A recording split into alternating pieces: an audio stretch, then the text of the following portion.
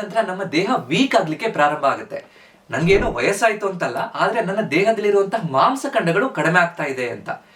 ಇದು ಹಲವಾರು ಜನರಿಗೆ ಭಯ ಹುಟ್ಟಿಸುತ್ತೆ. ಅಂದ್ರೆ ನಾನು ಯಾವಾಗ ಮೆಟ್ಲು ಹತ್ತಿ ಇಳಿದಿ ಮಾಡಕ್ಕೆ ಕಷ್ಟ ಆಗ್ತಾ ಇದೆ, ನನಗೆ ಒಂದಿನ ಕೂತ್ಕೊಂಡು ಹೇಳಕ್ಕೆ ಮುಂಚಿನಷ್ಟು ಫ್ರೀಯಾಗಿ ಆಗ್ತಿಲ್ವಲ್ಲ ಅನ್ನುವಂತಹ ಭಯ ಬಂದ ತಕ್ಷಣ, ಅರೆ ನಾನು 50, 60 ವರ್ಷ 70 ವರ್ಷ ಆದಾಗ ಬೇರೆಯವ್ರ ಮೇಲೆ ಡಿಪೆಂಡ್ ಆಗ್ಬಿಟ್ರೆ ಅನ್ನುವಂತಹ ಮನಸ್ಸಲ್ಲಿ ಒಂಥರ ತಳಮಳ ಶುರು ಆಗುತ್ತೆ.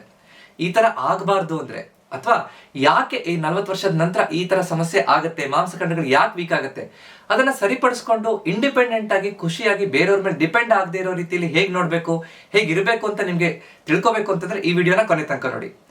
ನಮಸ್ಕಾರ, ನಾನು ನಿಮ್ಮ orthopaedic surgeon doctor Kishan Bhagwat.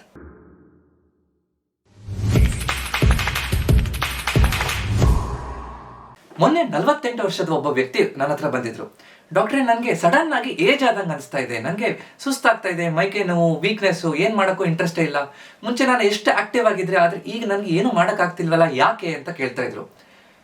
ಅವ್ರಿಗೆ ಮನೇಲಿ ಎಲ್ಲದೂ ಇತ್ತು, ಅಂದ್ರೆ ದೊಡ್ಡ ಕಾರ್ ಇದೆ, ದೊಡ್ಡ ಮನೆ ಇದೆ, ದುಡ್ಡಿದೆ, ಆದ್ರೆ ಅವ್ರಿಗೆ ಅವ್ರ ಜೀವನ ಸಾಗಿಸ್ಲಿಕ್ಕೆ ಕಷ್ಟ ಆಗ್ತಾ ಇದೆ ಅಂತಂದ್ರೆ ಅವ್ರ ಆರೋಗ್ಯದ ಮೇಲೆ ಅವ್ರು ಎಷ್ಟು ನಿರ್ಲಕ್ಷ್ಯ ಮಾಡಿದ್ದಾರೆ.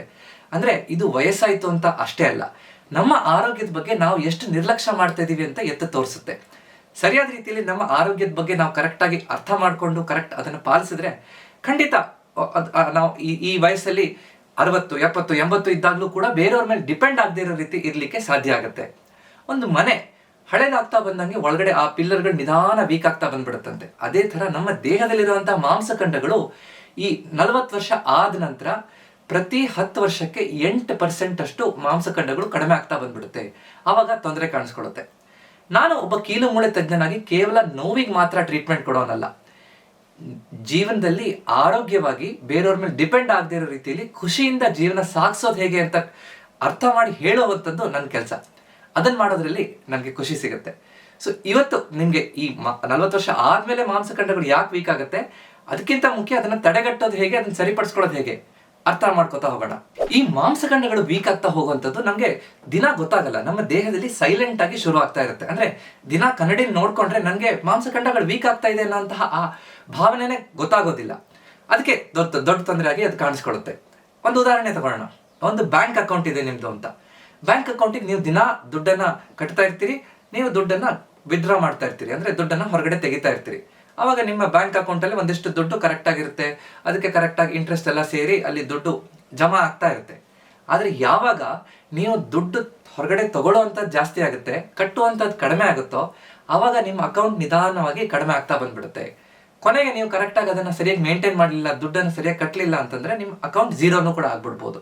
ಅದೇ ತರ ನಮ್ಮ ದೇಹದಲ್ಲಿ ಮಾಂಸಖಂಡಗಳು ಪ್ರತಿದಿನ ಹೊಸ ಮಾಂಸಖಂಡಗಳಲ್ಲಿ ಕೋಶಗಳು ಬೆಳವಣಿಗೆ ಆಗ್ತಾ ಇರುತ್ತೆ, ಹೊಸ ಹೊಸ ಕೋಶಗಳು ಡೆವಲಪ್ ಆಗ್ತಾ ಇರುತ್ತೆ. ಅದೇ ತರ ಹಳೆ ಕೋಶಗಳು ನಿಧಾನವಾಗಿ ಕ್ಷೀಣಿಸ್ತಾ ಹೋಗುತ್ತೆ. 40ರ ನಂತರ ಈ ಹಳೆ ಕೋಶಗಳು ಕ್ಷೀಣಿಸುವಂಥದ್ದು ಅಥವಾ ಕಡಿಮೆ ಆಗುವಂಥದ್ದು, ಆ ಕೋಶಗಳು ಸಾಯುವಂಥದ್ದು ಹೆಚ್ಚಾಗ್ತಾ ಹೋಗುತ್ತೆ. ಆವಾಗ ಹೇಗೆ ನಾವು ಬ್ಯಾಂಕ್ ಅಕೌಂಟಿಗೆ ಸರಿ ದುಡ್ಡು ಕಟ್ಟಲಿಲ್ಲ ಅಂತಂದ್ರೆ ನಮ್ಮ ಬ್ಯಾಂಕ್ ಅಕೌಂಟ್ ಕಡಿಮೆ ಆಗುತ್ತೋ, ಅದೇ ತರ ನಮ್ಮ ದೇಹದಲ್ಲಿರುವಂತಹ ಮಾಂಸಖಂಡಗಳು ವೀಕ್ ಆಗ್ತಾ ಬಂದ್ಬಿಡುತ್ತೆ. ಅಂದ್ರೆ ಇದು ಸಡನ್ ಆಗಿ ಆಗೋದಿಲ್ಲ. ನಮ್ಮ ದೇಹದಲ್ಲಿರುವಂತಹ ಹಾರ್ಮೋನ್ಗಳು ಕಡಿಮೆ ಆಗ್ತಾ ಇದ್ದಾಗೆ, ಟೆಸ್ಟೋಸ್ಟಿರಾನ್ ಹಾರ್ಮೋನ್ ಕಡಿಮೆ ಆಗುತ್ತೆ, ಗ್ರೋತ್ ಹಾರ್ಮೋನ್ ಕಡಿಮೆ ಆಗುತ್ತೆ, ಅದೆಲ್ಲ ಕಡಿಮೆ ಆಗ್ತಾ ಇದ್ದಾಗೆ ಇದು ಪ್ರಾಬ್ಲಮ್ ಆಗ್ಬೋದು. ನಾವು ಸರಿಯಾಗಿ ಎಕ್ಸರ್ಸೈಸ್ ಮಾಡಲಿಲ್ಲ ಅಂದ್ರೆ, ಸರಿಯಾಗಿ ಪ್ರೋಟೀನ್ ತಗೊಳ್ಳಿಲ್ಲ ಅಂತಂದ್ರೆ, ಆವಾಗ ಮಾಂಸಖಂಡಗಳನ್ನ ಕರೆಕ್ಟ್ ನೋಡ್ಕೊಳ್ಳಿಲ್ಲ ಅಂದ್ರೆ ಈ ಪ್ರಾಬ್ಲಮ್ ಶುರು ಆಗ್ತಾ ಹೋಗುತ್ತೆ. ಆದ್ರೆ ತೊಂದರೆ ಇಷ್ಟೇ ಅಲ್ಲ, ಮಾಂಸಖಂಡಗಳು ಅನ್ನುವಂಥದ್ದು ನಮ್ಮ ದೇಹದಲ್ಲಿ ಶಾಕ್ ಅಬ್ಸಾರ್ಬರ್ ತರ ಕೆಲಸ ಮಾಡುತ್ತೆ. ಇದು ನಮ್ಮ ದೇಹದ ಇಂಜಿನ್ ಇದ್ದ ಹಾಗೆ ಎಲ್ಲ ಕೀಲ್ಗಳನ್ನ ಪ್ರೊಟೆಕ್ಟ್ ಮಾಡ್ತಾ ಹೋಗುತ್ತೆ. ಸೊ ಅದಕ್ಕೋಸ್ಕರ ನಾನು ಕೂತ್ಕೊಂಡು ಹೇಳ್ಬೇಕಾದ್ರೆ ನನ್ನ ಮೊಣಕಾಲು ಮಂಡಿ ಚೆನ್ನಾಗಿ ಕೆಲಸ ಮಾಡಬೇಕು ಅಂದ್ರೆ ನನ್ನ ಮಾಂಸಖಂಡಗಳು ಗಟ್ಟಿಯಾಗಿರ್ಬೇಕು.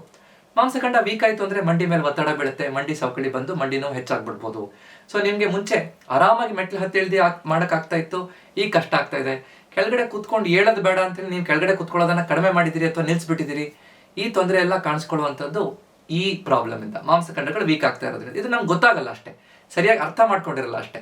ಅದನ್ನ ಕರೆಕ್ಟ್ ಅರ್ಥ ಮಾಡ್ಕೊಳ್ಳುವಂಥದ್ದು, ನೋಡುವಂಥ ದೃಷ್ಟಿಕೋನ ಬೇಕು. ಆದ್ರೆ ಗುಡ್ ನ್ಯೂಸ್ ಅಂದ್ರೆ ಇದನ್ನ ಸಂಪೂರ್ಣವಾಗಿ ನಾವು ಅದನ್ನ ಸರಿಪಡಿಸ್ಕೋಬಹುದು, ಅಥವಾ ನಮ್ಮ ಮಾಂಸಖಂಡಗಳನ್ನ ನಾವು ಗಟ್ಟಿಯಾಗಿ ಇಟ್ಕೊಳ್ಳಿಕ್ಕೆ ಸಾಧ್ಯ ಅಂತ. ನೀವು ನೋಡಿರ್ಬೋದು, ಒಂದು 70, 75 ವರ್ಷದವರು ಕೂಡ ಎಷ್ಟು ಫಿಟ್ ಆಗಿರ್ತಾರೆ, ಆರಾಮಾಗಿ ಮೆಟ್ಲು ಹತ್ತಿ ಇಳ್ದಿ ಮಾಡಕ್ಕೆ ಆಗ್ತಾ ಇರುವಂತವ್ರು ಬಹಳಷ್ಟು ಜನ ಇರ್ತಾರೆ. ಅಂದ್ರೆ ಅವ್ರು ಏನೇನ್ ಸರಿ ಮಾಡ್ತಿದ್ದಾರೆ, 5 ಮುಖ್ಯ ಸ್ಟೆಪ್ಸ್ ಅನ್ನ ನಾನು ನಿಮ್ಗೆ ಹೇಳ್ಕೊಡ್ತೀನಿ. ಮೊದಲನೇದು ವ್ಯಾಯಾಮ. ಕರೆಕ್ಟ್ ಆಗಿ ನಾವು ಮೂವ್ಮೆಂಟ್ ಮಾಡಬೇಕು. ದೇಹದಲ್ಲಿ ಮಾಂಸಖಂಡಗಳು ಕರೆಕ್ಟ್ ಆಗಿ ಅದು ಕೆಲಸ ಮಾಡಬೇಕು ಅಂತಂದ್ರೆ ಅದರ ಮೇಲೆ ಲೋಡ್ ಬೀಳಬೇಕು. ಸ್ಟ್ರೆಂತ್ ಟ್ರೈನಿಂಗ್ ಎಕ್ಸರ್ಸೈಸ್ ಅಂದ್ರೆ ಮಾಂಸಖಂಡಗಳಲ್ಲಿ ಶಕ್ತಿಯನ್ನ ಹೆಚ್ಚು ಮಾಡಿ ಇಟ್ಕೊಳ್ಳಿಕ್ಕೆ ಆಗುವಂತ ವ್ಯಾಯಾಮಗಳನ್ನ ಮಾಡಬೇಕು ಅಂತ. ನಾವು ಹಲವಾರು ಜನ ಪ್ರತಿದಿನ ಮನೇಲೆಲ್ಲ ಕೆಲಸ ಮಾಡ್ತಾ ಇರ್ತೀವಿ, ಆದ್ರೆ ಮಾಂಸಖಂಡಗಳ ಮೇಲೆ ಲೋಡ್ ಬೀಳುವಂತ ಸ್ಟ್ರೆಂತ್ ಟ್ರೈನಿಂಗ್ ಎಕ್ಸರ್ಸೈಸ್ ಅನ್ನ ಪ್ರತಿದಿನ ಒಂದು 20 ನಿಮಿಷ ಆದ್ರೂ ಮಾಡುವಂಥದ್ದು ಬಹಳ ಮುಖ್ಯ. ಏನೇನ್ ಮಾಡ್ಬೋದು? ಸ್ಟ್ರೆಂತ್ ಟ್ರೈನಿಂಗ್ ಎಕ್ಸರ್ಸೈಸಸ್ ಏನು? ಮಾಂಸಖಂಡದ ಮೇಲೆ ಲೋಡ್ ಬೀಳೋದಂದ್ರೆ ಹೇಗ್ ಮಾಡ್ಬೋದು? ನಮ್ಮ ಬಾಡಿ ವೇಟ್ ಎಕ್ಸರ್ಸೈಸ್ ಆಗಿರ್ಬೋದು, ನಮ್ಮ ದೇಹ ತೂಕ ಮಾಂಸಖಂಡಗಳ ಮೇಲೆ ಬೀಳುವಂಥದ್ದು ಕೆಲವೊಂದು ವ್ಯಾಯಾಮ, ಇನ್ನೊಂದಿಷ್ಟು ಕೆಲವೊಂದು ತೂಕಗಳನ್ನು ಎತ್ತೋದ್ರಿಂದ ಮಾಡುವಂತ ವ್ಯಾಯಾಮ ಅಂತ. ಬಾಡಿ ವೇಟ್ ಎಕ್ಸರ್ಸೈಸಸ್ ಅಂದ್ರೆ ಯಾವ್ದ್ಯಾವ್ದು? ಆರಾಮಾಗಿ ನಾವು ಗೋಡೆ ಮುಂದೆ ನಿಂತ್ಕೊಂಡು ವಾಲ್ ಪುಷಪ್ಸ್ ಅಂತ ಮಾಡ್ಬೋದು. ಆರಾಮಾಗಿ ನಿಂತ್ಕೊಂಡು ಗೋಡೆ ಮೇಲೆ ಹೀಗಿಟ್ಕೊಂಡು ದೇಹವನ್ನ ಮುಂದೆ ಹೋಗೋದು ಮತ್ತೆ ಹಿಂದೆ ಬರುವಂತದ್ದು ಈ ತರ. ಆದ್ರೆ ರೆಗ್ಯುಲರ್ ಪುಷಪ್ಸ್ ಅಥವಾ ಇನ್ಕ್ಲೈನ್ ಪುಷಪ್ಸ್ ಅನ್ನ ಮಾಡೋದ್ರಿಂದನೂ ಕೂಡ ಈ ಮಾಂಸಖಂಡಗಳನ್ನ, ದೇಹದಲ್ಲಿರುವಂತಹ ಮಾಂಸಖಂಡಗಳನ್ನ ಗಟ್ಟಿಯಾಗಿ ಇಟ್ಕೊಳ್ಳಿಕ್ಕೆ ಸಾಧ್ಯ ಆಗುತ್ತೆ. ಜೊತೆಗೆ ಸ್ಕ್ವಾಟ್ ಎಕ್ಸರ್ಸೈಸ್ ಅವಶ್ಯಕತೆ ಇದ್ರೆ, ವಯಸ್ಸಾಗಿದೆ ನನಗೆ ಬ್ಯಾಲೆನ್ಸ್ ಇಲ್ಲ ಅಂತಂದ್ರೆ ಒಂದು ಕಿಟಕಿ ಅಥವಾ ಒಂದು ಚೇರನ್ನು ಹಿಡ್ಕೊಂಡು ನಿಧಾನವಾಗಿ ಕುರ್ಚಿ ಸಪೋರ್ಟ್ ಇಟ್ಕೊಂಡು ಕುರ್ಚಿ ಮೇಲೆ ಕೂತ್ಕೊಳ್ಳೋದು ಹೇಳೋದು, ಕೂತ್ಕೊಳ್ಳೋದು ಹೇಳೋದು, ಇದರಿಂದನೂ ಕೂಡ ನಮ್ಮ ತೊಡೆ ಭಾಗದ, ಪೃಷ್ಠಭಾಗದ ಮಾಂಸಖಂಡಗಳನ್ನ ಗಟ್ಟಿಯಾಗಿ ಇಟ್ಕೋಬಹುದು. ಆಗತ್ತೆ ಅಂದ್ರೆ ಫ್ರೀ ಸ್ಕ್ವಾಟ್ಸ್ ಅನ್ನ ಕರೆಕ್ಟ್ ಆಗಿ ಮಾಡೋದ್ರಿಂದ ಇನ್ನಷ್ಟು ಚೆನ್ನಾಗಿ ಬ್ಯಾಲೆನ್ಸ್, ನಮ್ಮ ದೇಹದಲ್ಲಿ ಶಕ್ತಿ, ಕರೆಕ್ಟ್ ಆಗಿ ಮಾಂಸಖಂಡಗಳು ಗಟ್ಟಿಯಾಗಿರ್ಲಿಕ್ಕೆ ಅನುಕೂಲ ಆಗುತ್ತೆ. ಅದ್ರ ಜೊತೆಗೆ step up step down exercise, ಮೆಟ್ಲ ಮೇಲೆ ನಿಧಾನವಾಗಿ ಹತ್ತೋದು ಇಳಿಯೋದು, ಮೊದಲು ಒಂದು ಬಲಗಡೆ ಕಾಲು ಫಸ್ಟ್ ಇಡೋದು, ನೆಕ್ಸ್ಟ್ ಎಡಗಡೆ ಕಾಲು ಫಸ್ಟ್ ಇಡೋದು, ಈ ತರ ಮಾಡೋದ್ರಿಂದನೂ ಕೂಡ ನಮ್ಮ ಪ್ರತಿನಿತ್ಯದ ಕೆಲಸಕ್ಕೆ ಬೇಕಾಗಿರುವಂತಹ ಮಾಂಸಖಂಡಗಳನ್ನ ನಾವು ಗಟ್ಟಿಯಾಗಿ ಇಟ್ಕೊಳ್ಳಿಕ್ಕೆ ಸಾಧ್ಯ ಆಗುತ್ತೆ. ಲಂಜಸ್ ಎಕ್ಸರ್ಸೈಸ್, ನಿಧಾನವಾಗಿ ಒಂದೊಂದೇ ಕಾಲನ್ನು ಮುಂದೆ ಇಡೋದು ಮತ್ತೆ ವಾಪಸ್ ತರುವಂಥದ್ದು, ಈ ತರ ಲಂಜಸ್ ಮಾಡ್ಬೋದು. ಆರಾಮಾಗಿ ಮಲ್ಕೊಂಡು ನಿಧಾನವಾಗಿ ನಮ್ಮ ದೇಹ ತೂಕವನ್ನ ಕೈ ಮತ್ತೆ ಪಾದಗಳ ಮೇಲೆ ಬಿಡುವಂತ ಪ್ಲಾಂಕ್ ಎಕ್ಸರ್ಸೈಸ್. ಪ್ಲಾಂಕ್ ಎಕ್ಸರ್ಸೈಸ್ ನಮ್ಮ ಇಡೀ ದೇಹದ ಕೋರ್ ಮಸಲ್ಸ್ ಅನ್ನ ಕರೆಕ್ಟ್ ಆಗಿ ಗಟ್ಟಿಯಾಗಿ ಇಟ್ಕೊಳ್ಳಿಕ್ಕೆ ಬೇಕಾಗಿರುವಂತದ್ದು. ಅವಶ್ಯಕತೆ ಇದ್ರೆ ಮಂಡಿ ಸಪೋರ್ಟ್ ತಗೊಂಡ್ ಮಾಡಬಹುದು, ಅಥವಾ ರೆಗ್ಯುಲರ್ ಪ್ಲಾಂಕ್ ಮಾಡಬಹುದು, ಅಥವಾ ಸೈಡ್ ಪ್ಲಾಂಕ್ ಎಕ್ಸರ್ಸೈಸ್ ಮಾಡಬಹುದು. ಸೊ ಈ ಎಲ್ಲ ವ್ಯಾಯಾಮಗಳನ್ನ ಮಾಡೋದ್ರಿಂದ ನಮ್ಮ ದೇಹದಲ್ಲಿ ಆ ಮಾಂಸಖಂಡಗಳು ಗಟ್ಟಿ ಆಗ್ತಾ ಹೋಗುತ್ತೆ. ಇದು ಸ್ಟ್ರೆಂತ್ ಟ್ರೈನಿಂಗ್. ವೇಟ್ಸ್ ಇಟ್ಕೊಂಡು ಕೂಡ ಮಾಡಬಹುದು. ಪ್ರತಿಯೊಂದು, ಈಗ ಅಪ್ಪರ್ ಬಾಡಿ ಎಕ್ಸರ್ಸೈಸ್ ಮಾಡ್ತಾ ಇದ್ದೀವಿ ಅಂತಂದ್ರೆ ಕರೆಕ್ಟ್ ಆಗಿ ಮನೆಯಲ್ಲಿ 1 kg 2 kg ಡಂಬಲ್ಸ್ ಇಟ್ಕೋಬಹುದು, ಅಥವಾ ನೀರಿನ ಬಾಟಲ್ ಇಟ್ಕೋಬಹುದು, ಅಥವಾ ಯಾವುದೋ ಒಂದು ತೂಕಕ್ಕೆ ಬೇಕಾಗಿರುವಂತದ್ದು ಒಂದು ವಸ್ತುನ ಇಟ್ಕೊಂಡು ನಿಧಾನವಾಗಿ ಕರೆಕ್ಟ್ ಆಗಿ ಕರೆಕ್ಟ್ ಕಲ್ತ್ಕೊಂಡು, ಸೂಪರ್ವಿಷನ್ ಇಂದ ತಗೊಂಡು, ಅರ್ಥ ಮಾಡ್ಕೊಂಡು, ಬೇರೆಯವ್ರ ಹತ್ರ ಕಲ್ತ್ಕೊಂಡು ಸರಿಯಾಗಿ ವ್ಯಾಯಾಮ ಮಾಡೋದ್ರಿಂದ ನಮ್ಗೆ ಅನುಕೂಲ ಆಗುತ್ತೆ. ಆದ್ರೆ ಒಂದು ಬಹಳ ಮುಖ್ಯ, ಒಂದು ವಾರದಲ್ಲಿ ನಾವು ವ್ಯಾಯಾಮ ಮಾಡ್ತಿದೀವಿ ಅಂದ್ರೆ 1 ದಿನ ರಜಾ, ಅಂದ್ರೆ ಸ್ಟ್ರೆಂತ್ ಟ್ರೈನಿಂಗಿಗೆ ನಮ್ಮ ದೇಹ ಚೇತರಿಕೆ ಆಗ್ಲಿಕ್ಕೆ ರೆಸ್ಟ್ ಕೊಡಬೇಕು. 6 ದಿನದಲ್ಲಿ 2 ದಿನ ಅಂದ್ರೆ ಸೋಮವಾರ ಮತ್ತು ಗುರುವಾರ ನಮ್ಮ ಅಪ್ಪರ್ ಬಾಡಿ ಎಕ್ಸರ್ಸೈಸ್ ಮಾಡಿದ್ರೆ, ನೆಕ್ಸ್ಟ್ ಮಂಗಳವಾರ ಮತ್ತು ಶುಕ್ರವಾರ ನಮ್ಮ ಲೋವರ್ ಬಾಡಿ ಅಂದ್ರೆ ಕೆಳಗಡೆ ಇರುವಂತಹ ಭಾಗದ ಮಾಂಸಖಂಡಗಳನ್ನ ಗಟ್ಟಿ ಮಾಡುವಂತಹ ವ್ಯಾಯಾಮಗಳನ್ನ ಮಾಡಬೇಕು ಅಂತ ಒಂದು ಸೆಟ್ ಮಾಡ್ಕೋಬೇಕು. ಬುಧವಾರ ಮತ್ತು ಶನಿವಾರ ನಮ್ಮ ದೇಹದ ಕೋರ್ ಮಾಂಸಖಂಡ, ನಮ್ಮ ಹೊಟ್ಟೆ ಭಾಗದ ಮಾಂಸಖಂಡ, ನಮ್ಮ ಬೆನ್ನ ಅಕ್ಕಪಕ್ಕದಲ್ಲಿರುವಂತಹ ಮಾಂಸಖಂಡ ಅಂತ ಈ ತರ ಮಾಡಿದ್ರೆ ಒಂದು ಸ್ಟ್ರೆಂತ್ ಟ್ರೈನಿಂಗ್, ಮಾಂಸಖಂಡದ ಮೇಲೆ ಲೋಡ್ ಬಿದ್ರೆ ಅದು ವಾಪಸ್ ಗಟ್ಟಿ ಆಗ್ಲಿಕ್ಕೆ ಅದಕ್ಕೆ 2 ರಿಂದ 3 ದಿನ ಚೇತರಿಕೆ ಆಗ್ಲಿಕ್ಕೆ ರೆಸ್ಟ್ ಬೇಕಾಗುತ್ತೆ. ಸೊ ಈ ತರ ಕರೆಕ್ಟ್ ಸೈಕಲ್ ಅಲ್ಲಿ ವೈಜ್ಞಾನಿಕವಾಗಿ ಮಾಡೋದ್ರಿಂದ ನಮ್ಗೆ ಅನುಕೂಲ ಆಗುತ್ತೆ. ಅದನ್ನ ಅರ್ಥ ಮಾಡ್ಕೊ. ಯಾರಿಗೆ ಅವಶ್ಯಕ ಆಗುತ್ತೋ, ಯಾರಿಗೆ ಸಾಧ್ಯ ಇದೆಯೋ ಜಿಮ್ಮಿಗೆ ಹೋಗಿ ಮಾಡೋದ್ರಿಂದನೂ ಕೂಡ ಅನುಕೂಲ ಆಗುತ್ತೆ. ಸೊ ಕೇವಲ ಬೇರೆ ವಾಕಿಂಗ್ ಮಾಡ್ತಾ ಇದ್ದೀನಿ ಅಂತ ಅಷ್ಟೇ ಅಲ್ಲ, ಸ್ಟ್ರೆಂತ್ ಟ್ರೈನಿಂಗ್ ಎಕ್ಸರ್ಸೈಸ್ ಬಹಳ ಮುಖ್ಯ. ಇದು ಮೊದಲನೇದು. ಎರಡನೇದು ನಮ್ಮ ಆಹಾರದಲ್ಲಿ ಬೇಕಾಗಿರುವಂತದ್ದು ಪ್ರೋಟೀನ್.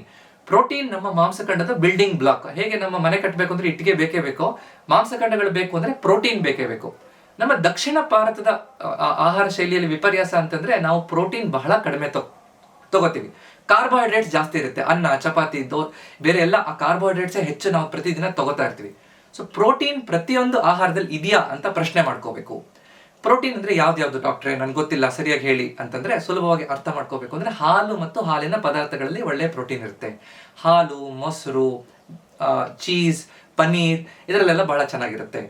ಮೊಟ್ಟೆಯಲ್ಲಿ ಪ್ರೋಟೀನ್ ಬಹಳ ಚೆನ್ನಾಗಿರುತ್ತೆ. ಮೊಟ್ಟೆ ತಿನ್ನುವಂಥವ್ರು ಮೊಟ್ಟೆಯನ್ನು ತಿನ್ಬಹುದು. ಕಾಳುಗಳಲ್ಲಿ ಇರುತ್ತೆ. ಕಾಳು ಮತ್ತು ಬೇಳೆಗಳಲ್ಲಿ, ಈಗ ನಾವು ತೊವೆ ಅಥವಾ ಸಾಂಬಾರ್ ಮಾಡ್ತೀವಿ, ಉತ್ತರ ಭಾರತದಲ್ಲಿ ದಾಲ್ ಅಂತ ಮಾಡ್ತಾರೆ. ಗಟ್ಟಿ ದಾಲ್ ಮಾಡ್ಬೇಕು. ತಿಳಿ ಸಾರು ಮಾಡ್ಕೊಂಡು ಹೆಚ್ಚು ನೀರಿದ್ದು ಸ್ವಲ್ಪ ಮಾತ್ರ ಬೇಳೆ ಇದೆ, ಸ್ವಲ್ಪ ಮಾತ್ರ ಕಾಳುಗಳಿದೆ ಅಂದ್ರೆ ಉಪಯೋಗ ಇಲ್ಲ. ಸೊ ಕಾಳಿನ ಪಲ್ಯ ಮಾಡುವಂತದ್ದು ಅಭ್ಯಾಸ ಇಟ್ಕೋಬೇಕು. ಸೊ ಈ ತರ ಕಾಳುಗಳನ್ನ, ಬೇಳೆಗಳನ್ನ ಪ್ರತಿದಿನ ಸರಿಯಾಗಿ ಉಪಯೋಗಿಸ್ತಾ ಇದೀವಾ ನಾವು ಪ್ರಶ್ನೆ ಮಾಡ್ಕೋಬೇಕು. ಇದರಲ್ಲಿ ಜಾಸ್ತಿ ಪ್ರೋಟೀನ್ ಇರುತ್ತೆ. ಸೋಯಾ ಚಂಕ್ಸ್ ಬರುತ್ತೆ. ಸೋಯಾ ಚಂಕ್ಸ್ ಅಲ್ಲಿ ಬಹಳ ಚೆನ್ನಾಗಿ ಪ್ರೋಟೀನ್ ಸಿಗುತ್ತೆ ನಮ್ಗೆ. ಸೊ ಅದ್ರ ಜೊತೆಗೆ ಕೆಲವೊಂದಿಷ್ಟು ಡ್ರೈ ಫ್ರೂಟ್ಸ್ ಅಲ್ಲಿ ಅದನ್ನ ಕರೆಕ್ಟ್ ಸರಿಯಾಗಿ ತಗೊಳ್ಳೋದ್ರಿಂದ, ಪ್ರೋಟೀನ್ ಜೊತೆಗೆ ಬೇರೆ ಸೊಪ್ಪು, ತರಕಾರಿ, ಹಣ್ಣುಗಳನ್ನ ತಿನ್ನೋದ್ರಿಂದ ಮಾಂಸಖಂಡಗಳಿಗೆ ಬೇಕಾಗಿರುವಂತಹ ಎಲ್ಲಾ ಪೋಷಕಾಂಶಗಳು ಸಿಗುತ್ತೆ. ಮಾಂಸಾಹಾರ ತಿನ್ನುವಂಥವ್ರಲ್ಲಿ ಮೀನು, ಚಿಕನ್ ಇದರಲ್ಲೆಲ್ಲ ಈ ಪ್ರೋಟೀನ್ ಚೆನ್ನಾಗಿರುತ್ತೆ. ಸೊ ಸರಿಯಾಗಿ ಪ್ರತಿ ಆಹಾರದಲ್ಲೂ ನಾನು ಪ್ರೋಟೀನ್ ಸರಿಯಾಗಿ ತಗೋತಾ ಇದ್ದೀನಾ, ಪ್ರತಿದಿನ ಕರೆಕ್ಟ್ ಆಗಿ ಒಂದು ಮುಷ್ಟಿ ಮೊಳಕೆ ಕಾಳನ್ನ ತಿನ್ನುವಂತ ಅಭ್ಯಾಸ ಇರಬೇಕು. ಹಾಲು, ಮೊಸರನ್ನ, 1 ಲೋಟ ಹಾಲನ್ನ ಕುಡಿಯುವಂಥದ್ದು ಅಭ್ಯಾಸ ಬಹಳ ಮುಖ್ಯ. ಮೊಸರು ಮಧ್ಯಾಹ್ನ ರಾತ್ರಿ ಸಣ್ಣ ಕಪ್ಪು ಮೊಸರು ಆದ್ರೂ ಪ್ರತಿದಿನ ತಿನ್ನೋದ್ರಿಂದ ನಮ್ಗೆ ಅನುಕೂಲ ಆಗುತ್ತೆ. ತೊವೆ ಅಥವಾ ಸಾಂಬಾರಲ್ಲಿ ತರಕಾರಿ ಜೊತೆಗೆ ಜಾಸ್ತಿ ಬೇಳೆಗಳನ್ನ ಹಾಕೊಂಡು ಮಾಡುವಂಥದ್ದು ಇರಬೇಕು. ಕಾಳಿಂದ ಪಲ್ಯ ಅಥವಾ ಕಾಳಿಂದ ಸಾಂಬಾರು, ಕಾಳಿಂದ ಏನಾದರೂ ಒಂದು ಪದಾರ್ಥ ಮಾಡುವಂಥ ಅಭ್ಯಾಸ ಇಟ್ಕೊಂಡ್ರೆ ಬಹಳ ಒಳ್ಳೆಯದು. ಸೋಯಾ ಚಂಕ್ಸ್, ಪನ್ನೀರ್ ಅಥವಾ ಈ ನಾನ್ ವೆಜ್ ತಿನ್ನುವಂಥವರು ವಾರದಲ್ಲಿ 2 ಅಥವಾ 3 ದಿನ ನಾನ್ ವೆಜ್ನ ಒಂದಾದ್ರೂ ಪ್ರೋಟೀನ್ ಐಟಮ್ನ ತಗೊಳ್ಳೋದ್ರಿಂದ ಬಹಳ ಚೆನ್ನಾಗಿ ದೇಹದಲ್ಲಿ ಪ್ರೋಟೀನ್ ಅನ್ನು ಸರಿಯಾಗಿ ಮೇಂಟೈನ್ ಮಾಡ್ಲಿಕ್ಕೆ ಆಗುತ್ತೆ. ಸೊ ಮೊದಲನೇದು ಸ್ಟ್ರೆಂತ್ ಟ್ರೈನಿಂಗ್, ವ್ಯಾಯಾಮ. 2ನೇದು ಆಹಾರ. 3ನೇದು ಬಹಳ ಮುಖ್ಯವಾಗಿ ಹಲವಾರು ಜನ ತಪ್ಪು ಕಲ್ಪನೆ ಇಟ್ಕೊಳ್ಳುವಂಥದ್ದು, ನಾನು ವಾಕಿಂಗ್ ಮಾಡ್ತೀನಲ್ಲ ಸಾಕು ಡಾಕ್ಟ್ರೇ ಅಂತ. ಕೇವಲ ವಾಕಿಂಗ್ ಮಾತ್ರ ಸಾಕಾಗಲ್ಲ. ಇದು ಬಹಳಷ್ಟು ಜನರಿಗೆ ಆಶ್ಚರ್ಯ ಆಗ್ಬೋದು. ವ್ಯಾಯಾಮ ಮಾಡ್ತೀರಾ ಅಂತ ಕೇಳಿದ ತಕ್ಷಣ ವಾಕಿಂಗ್ ಮಾಡ್ತೀನಿ, ಮನೇಲಿ ಕೆಲಸ ಮಾಡ್ತೀನಿ ಅಂತ. ಅದಷ್ಟೇ ಸಾಕಾಗಲ್ಲ. ವಾಕಿಂಗ್ ಅನ್ನುವಂಥದ್ದು ನಮ್ಮ ಹೃದಯಕ್ಕೆ, ಕಾರ್ಡಿಯೋ ಎಕ್ಸರ್ಸೈಸ್, ನಮ್ಮ ಹೃದಯಕ್ಕೆ, ನಮ್ಮ ದೇಹದಲ್ಲಿ ಹಲವಾರು ನಾನೇ ಎಷ್ಟೊಂದು ವಿಡಿಯೋಗಳನ್ನು ಮಾಡಿದ್ದೀನಿ ವಾಕಿಂಗಿಂದ ಎಷ್ಟೊಂದು ಲಾಭಗಳಿದೆ, ಏನೇನು ಹೇಗೆ ಮಾಡಬೇಕು ಅಂತ. ವಾಕಿಂಗ್ ಖಂಡಿತ ಬೇಕು, ಆದರೆ ನಮ್ಮ ಮಾಂಸಖಂಡಗಳನ್ನು ಗಟ್ಟಿಯಾಗಿ ಇಟ್ಕೊಳ್ಳೋಕ್ಕೆ ಕೇವಲ ವಾಕಿಂಗ್ ಸಾಕಾಗಲ್ಲ. ಈ ಪರಿಕಲ್ಪನೆ ಬಹಳ ಮುಖ್ಯ. ಇದನ್ನು ಸರಿಯಾಗಿ ಅರ್ಥ ಮಾಡ್ಕೊಳ್ಳೋದ್ರಿಂದ ಹಲವಾರು ಮಾಂಸಖಂಡಗಳನ್ನು ಗಟ್ಟಿ. ನೀವು ನೋಡಿರ್ಬೋದು, ತುಂಬ ಜನ ದಿನ ವಾಕಿಂಗ್ ಮಾಡ್ತಾರೆ, ಆದರೂ ಅವ್ರಿಗೆ ಸುಸ್ತಾಗುತ್ತೆ ಅಂತ ಹೇಳ್ತಿರ್ತಾರೆ. ಯಾಕೆ? ಮಸಲ್ ಟ್ರೈನಿಂಗ್ ಮಾಡಲ್ಲ, ಸರಿಯಾಗಿ ಪ್ರೋಟೀನ್ ತಗೊಳ್ಳಲ್ಲ. ಅದನ್ನು ಕರೆಕ್ಟ್ ಅರ್ಥ ಮಾಡ್ಕೊಳ್ಳೋದ್ರಿಂದ ಚೆನ್ನಾಗಾಗುತ್ತೆ. ಇದು 3ನೇ ಮುಖ್ಯವಾದ ಅಂಶ. 4ನೇ ಅಂಶ, ನಾವು ಈಗಿನ ಜೀವನ ಶೈಲಿಯಲ್ಲಿ ತುಂಬ ಹೊತ್ತು ಕೂತ್ಕೊಂಡೇ ಕಳೆದು ಬಿಡ್ತೀವಿ. ನಾವು ಯಾವಾಗ ಕೂತ್ಕೊಂಡಿರ್ತೀವೋ ನಮ್ಮ ಮಾಂಸಖಂಡಗಳು ಸ್ವಿಚ್ ಆಫ್ ಆಗಿಬಿಡುತ್ತೆ. ಅಂದರೆ ಅದು ಶಟ್ ಡೌನ್ ಆಗಿಬಿಡುತ್ತೆ. ಕಂಪ್ಯೂಟರ್ ಹೇಗೆ ಶಟ್ ಡೌನ್ ಆಗುತ್ತೋ ನಮ್ಮ ಮಾಂಸಖಂಡಗಳು ಶಟ್ ಡೌನ್ ಆಗೋದು ನಾವು ಸುಮ್ಮನೆ ಕೂತ್ಕೊಂಡಿದ್ದಾಗ. ಸೊ ಆ ಥರ ಕೂತ್ಕೊಂಡೇ ಕಳೆಯುವಂತಹ ಜೀವನ ಶೈಲಿಯಿಂದ ನಾವು ಹೊರಗಡೆ ಬರಬೇಕು. ಕೂತ್ಕೊಳ್ಳೋದ್ರ ಬದಲು ಅರ್ಧ ಮುಕ್ಕಾಲು ಗಂಟೆಗೆ ಒಮ್ಮೆ ಆದರೂ ಸ್ವಲ್ಪ ನಿಂತ್ಕೊಂಡು ಓಡಾಡ್ಕೊಂಡು ಬರಬೇಕು. ಫೋನ್ ಬಂದಾಗ ನಿಂತ್ಕೊಂಡು ಓಡಾಡ್ಕೊಂಡು ನಾವು ಫೋನಲ್ಲಿ ಮಾತಾಡೋಣ. ಆಕ್ಟಿವ್ ಆಗಿದ್ದಾಗ ನಮ್ಮ ಮನೇಲಿ ಮಕ್ಕಳ ಜೊತೆ ಆಟ ಆಡೋಣ. ನಾವು ಆರಾಮಾಗಿ ಹತ್ರದಲ್ಲಿದೆ ಅಂತಂದ್ರೆ ನಡ್ಕೊಂಡು ಅಂಗಡಿಗೆ ಹೋಗಿ ಬರೋಣ, ಆಫೀಸಿಗೆ ನಡ್ಕೊಂಡು ಹೋಗಿ ಬರೋಣ, ಸೈಕಲ್ ತೊಳೆಯೋಣ. ಈ ತರ ಕೆಲವೊಂದು ಆಕ್ಟಿವ್ ಜೀವನ ಶೈಲಿ ಕಡೆ ನಾವು ಹೋಗುವಂಥದ್ದು ಬಹಳ ಮುಖ್ಯ.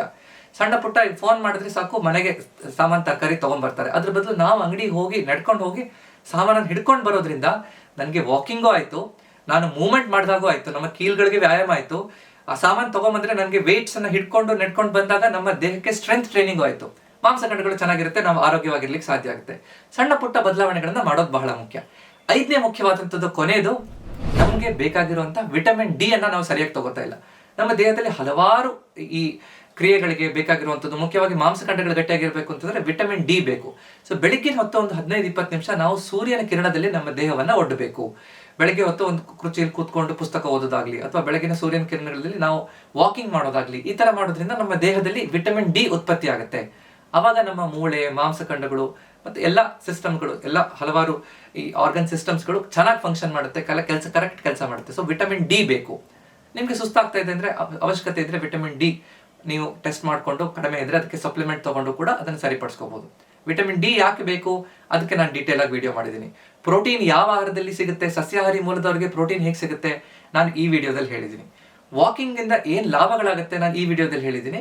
ಅದೇ ತರ ಕಂಪ್ಲೀಟ್ ವ್ಯಾಯಾಮ ಅಂದ್ರೆ ಏನು ಅನ್ನೋದ್ರ ಬಗ್ಗೆನೂ ನಾನು ಈ ವಿಡಿಯೋದಲ್ಲಿ ಡೀಟೇಲ್ ಹೇಳಿದ್ದೀನಿ. ಈ ವಿಡಿಯೋ ಆದ ನಂತರ ನೀವು ಆ ವಿಡಿಯೋಗಳನ್ನು ನೋಡೋದ್ರಿಂದ ನಿಮಗೆ ಒಂದು ಸಂಪೂರ್ಣ ಒಂದು ಚಿತ್ರಣ ಸಿಗ್ಲಿಕ್ಕೆ ಸಾಧ್ಯ ಆಗುತ್ತೆ. ನಮಗೆ ಹುಷಾರ್ ತಪ್ಪಿದಾಗ ನಾವು ಡಾಕ್ಟರ್ ಹತ್ರ ಹೋಗ್ತೀವಿ ಟ್ರೀಟ್ಮೆಂಟ್ ತಗೊಳಕ್ಕೆ. ಆದ್ರೆ ಈಗಿನ ಕಾಲದಲ್ಲಿ ಡಾಕ್ಟರ್ಗೆ ಎಷ್ಟು ಒತ್ತಡ ಇರುತ್ತೆ, ಎಷ್ಟು ಸ್ಟ್ರೆಸ್ ಇರುತ್ತೆ ಅಂತ ಯಾವಾಗಾದ್ರೂ ಯೋಚನೆ ಮಾಡಿದ್ದೀರಾ? ಇದಕ್ಕೋಸ್ಕರ ಭಗವದ್ಗೀತೆಯಲ್ಲಿರುವಂತಹ ಕೆಲವೊಂದಿಷ್ಟು ಪ್ರಿನ್ಸಿಪಲ್ಸ್ ಈಗಿನ ಕಾಲದಲ್ಲಿ ಡಾಕ್ಟರಿಗೆ ಹೇಗೆ ರಿಲೆವೆಂಟ್ ಅಂತ, ಹೇಗೆ ಪ್ರಸ್ತುತ ಅನ್ನೋದ್ರ ಬಗ್ಗೆ ಗೀತಾ ಫಾರ್ ಡಾಕ್ಟರ್ಸ್ ಅಂತ ಇಂಗ್ಲಿಷಲ್ಲಿ ನಾನೊಂದು ಪುಸ್ತಕ ಬರೆದಿದ್ದೀನಿ.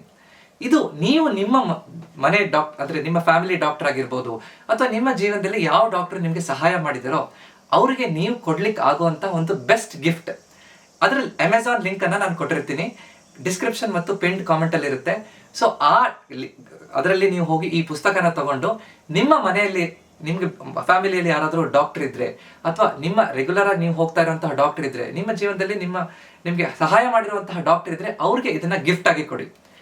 ಖುಷಿ ಆಗುತ್ತೆ, ನಿಮ್ಗೂ ಖುಷಿ ಆಗುತ್ತೆ, ಅವ್ರಿಗೂ ಖುಷಿ ಆಗುತ್ತೆ. ಪ್ರತಿದಿನ 20 ಸೆಕೆಂಡ್ ಅಲ್ಲಿ ಓದಕ್ ಆಗುವಂತ ಒಂದೊಂದು ವಾಟ್ಸ್ಆಪ್ ಮೆಸೇಜ್ ಅನ್ನ ನಾನು ಎಲ್ಲರಿಗೂ ಕಳಿಸ್ತಾ ಇದ್ದೀನಿ.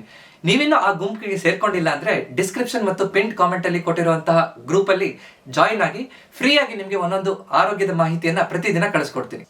ಈ ವಿಡಿಯೋ ಇಲ್ಲಿ ತನಕ ನೀವು ನೋಡಿದ ಮೇಲೇನು ಕೆಲವೊಬ್ರು ಯೋಚನೆ ಮಾಡ್ತಾ ಇರ್ಬೋದು, ನಾನು ಹೆಂಗೋ ಆಕ್ಟಿವ್ ಆಗಿದ್ದೀನಿ, ನಾನು ವಾಕಿಂಗ್ ಮಾಡ್ತೀನಲ್ಲ, ನನ್ಗಿನ್ನೂ ವಯಸ್ಸಾಗಿಲ್ವಲ್ಲ ಅಂತ. ಅಥವಾ ಕೆಲವೊಬ್ರು ನನ್ಗೆ ತುಂಬಾ ವಯಸ್ಸಾಯ್ತಲ್ಲ, ನನ್ನೆಲ್ಲ ಹೇಗೆ ವ್ಯಾಯಾಮ ಮಾಡೋಕ್ಕಾಗತ್ತೆ, ನಾನು ಸರಿಯಾಗಿ ಊಟ ಮಾಡ್ತಾ ಇದ್ದೀನಿ, ಆರೋಗ್ಯವಾಗಿದ್ದೀನಿ ಅಂತ. ಆದ್ರೆ ಪ್ರತಿಯೊಬ್ರು ಕೂಡ ಪ್ರಶ್ನೆ ಮಾಡ್ಕೋಬೇಕು, ನಾನು ದಿನನಿತ್ಯ ನಾನು ಎಷ್ಟು ಚುರುಕಾಗಿದ್ರು ನನ್ನ ಮಾಂಸಖಂಡಗಳಿಗೆ ಅದನ್ನ ಸರಿ ಇಟ್ಕೊಳ್ಳಕ್ಕೆ ವ್ಯಾಯಾಮ ಸರಿಯಾಗಿದೆಯಾ, ನನ್ನ ಆಹಾರದಲ್ಲಿ ಪ್ರತಿಯೊಂದು ಆಹಾರದಲ್ಲೂ ಸರಿಯಾಗಿ ಪ್ರೋಟೀನ್ ಇದೆಯಾ, ಅದನ್ನ ಕರೆಕ್ಟ್ ಪ್ರಶ್ನೆ ಮಾಡ್ಕೊಳ್ಳುವಂಥದ್ದು ಬಹಳ ಮುಖ್ಯ.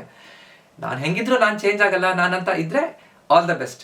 ನಿಮ್ಮ ಆರೋಗ್ಯ ನೀವು 60 ವರ್ಷ 70 ವರ್ಷ 80 ವರ್ಷ ಆದಾಗ ನೀವು ಎಷ್ಟು ಆಕ್ಟಿವ್ ಆಗಿರ್ತೀರಿ ಅನ್ನೋದು ಈಗ ಪ್ರತಿದಿನ ನೀವು ಏನೇನು ಅಭ್ಯಾಸಗಳನ್ನು ಮಾಡ್ತೀರಿ, ಜೀವನ ಶೈಲಿಯಲ್ಲಿ ಏನು ಬದಲಾವಣೆ ಮಾಡ್ತೀರಿ ಅನ್ನೋದ್ರ ಮೇಲೆ ಡಿಪೆಂಡ್ ಆಗಿರುತ್ತೆ. ಸೊ ನೀವು ಆರೋಗ್ಯವಾಗಿ ಮುಂದೆ ಇರಬೇಕು ಅಂತಂದ್ರೆ ಈಗ ನೀವು ಮಾಡ್ತಾ ಇರುವಂತಹ ಪ್ರತಿನಿತ್ಯ ಮಾಡ್ತಾ ಇರುವಂತಹ ಆಯ್ಕೆಗಳು, ನೀವೇನ್ ಡಿಸಿಷನ್ಸ್ ಮಾಡ್ತಾ ಇದ್ದೀರೋ, ಏನ್ ಆಕ್ಷನ್ ಈಗ ತಗೋತಿದ್ದೀರೋ ಅದು ಬಹಳ ಮುಖ್ಯ. ಅದನ್ನ ಕರೆಕ್ಟ್ ನಾವು ತಿಳ್ಕೊಂಡಾಗ ಮುಂದೆ ನಮ್ಮ ಜೀವನ ಸುಗಮವಾಗಿರುತ್ತೆ. ಇವತ್ತಿನ ವಿಡಿಯೋ ನಿಮ್ಗೆ ಇಷ್ಟ ಆಯ್ತು ಅಂದ್ರೆ ದಯವಿಟ್ಟು ಇದನ್ನ ಲೈಕ್ ಮಾಡಿ. ಇದೇ ತರದ ಹೆಚ್ಚಿನ ವಿಡಿಯೋ ನೋಡ್ಬೇಕು ಅಂದ್ರೆ ನನ್ನ ಚಾನೆಲ್ನ ಸಬ್ಸ್ಕ್ರೈಬ್ ಮಾಡಿ. ಯಾಕಂದ್ರೆ 80%ಗಿಂತ ಹೆಚ್ಚು ಜನ ನನ್ನ ವಿಡಿಯೋ ನೋಡ್ತಾ ಇರೋರು ಇನ್ನು ಚಾನೆಲ್ನ ಸಬ್ಸ್ಕ್ರೈಬ್ ಮಾಡ್ಕೊಂಡಿಲ್ಲ. ದಯವಿಟ್ಟು ಸಬ್ಸ್ಕ್ರೈಬ್ ಮಾಡಿ. ಸಬ್ಸ್ಕ್ರೈಬ್ ಮಾಡೋದ್ರಿಂದ ಇನ್ನಷ್ಟು ಜನರಿಗೆ ಇದೇ ತರದ ಸುಲಭವಾಗಿ ಕನ್ನಡದಲ್ಲಿ ನಾನು ಹೇಳ್ತಾ ಇರುವಂತಹ ಆರೋಗ್ಯದ ಮಾಹಿತಿ ಯೂಟ್ಯೂಬ್ ಇನ್ನಷ್ಟು ಜನರಿಗೆ ತಲುಪಿಸೋಕೆ ನನಗೆ ಸಹಾಯ ಮಾಡುತ್ತೆ. ಅದಕ್ಕೋಸ್ಕರ ಈ ವಿಡಿಯೋ ನಿಮ್ಗೆ ಇಷ್ಟ ಆಯ್ತು ಅಂದ್ರೆ ಲೈಕ್ ಮಾಡಿ. ಕೊನೆಯಲ್ಲಿ ನನಗೆ ಎಸ್ ಅಂತ ಹೇಳಿ ಒಂದು ಮೆಸೇಜ್ ಮಾಡೋದ್ರಿಂದ ಹೌದು ನಾನು ಈ ಜೀವನ ಶೈಲಿ ಕಡೆಗೆ ಹೋಗ್ಲಿಕ್ಕೆ ನನ್ಗೆ ಇಷ್ಟ ಇದೆ, ನಾನು ಆ ಆಕ್ಷನ್ ತಗೋತೀನಿ ಅಂತ ನೀವು ನಿಮ್ಗೆ ಒಂದು ಪ್ರಾಮಿಸ್ ಮಾಡ್ಕೊಂಡ ಹಾಗೆ ಅಂತ ನಾನು ಅನ್ಕೋತೀನಿ. ಎಸ್ ಅಂತ ನನಗೆ ದಯವಿಟ್ಟು ಈ ವಿಡಿಯೋ ಕೆಳಗಡೆ ನನಗೆ ಮೆಸೇಜ್ ಮಾಡಿ. ಅದರಿಂದ ನಿಮ್ಮ ಕಮಿಟ್ಮೆಂಟ್ ನನಗೆ ಗೊತ್ತಾಗುತ್ತೆ. ಇದೇ ತರ ವಿಡಿಯೋ ನೋಡ್ಬೇಕು ಅಂದ್ರೆ ನನ್ನ ಜೊತೆ ಸೇರ್ಕೊಂಡಿರಿ. ಯಾಕಂದ್ರೆ ನಿಮ್ಮ ಆರೋಗ್ಯ ನಿಮ್ಮ ಕೈಲಿದೆ, ಅದನ್ನ ಸರಿಯಾಗಿ ಇಟ್ಕೊಳ್ಳುವಂತದ್ದು ನಮ್ಮೆಲ್ಲರ ಕರ್ತವ್ಯ. ನಮಸ್ಕಾರ.